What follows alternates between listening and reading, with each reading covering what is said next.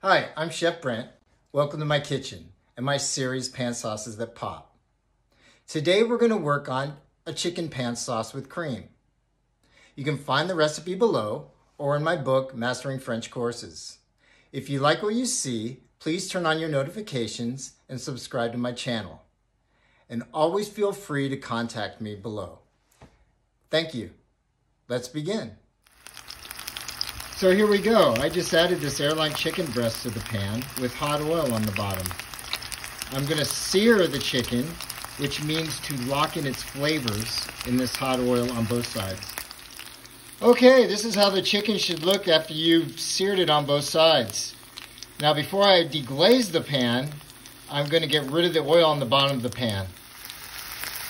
Alright, the oil has been removed from the bottom of the pan, and we're ready to go ahead and deglaze the pan. Deglazing is adding liquid like wine or liquor or chicken stock to remove the sediment from the bottom of the pan and also add flavor. Now add your cream and your vegetables. I have baby carrots and melon balled yellow zucchini squash. Now you're going to bring the cream to a light simmer and turn the cream off. So now we're going to go right into the oven. Okay, so now we'll remove the chicken from the oven. Probably noticed that the sauce has thickened. It has actually reduced down, and during the reduction process, the flavor is thickened and has intensified in flavor, and that's exactly what we want.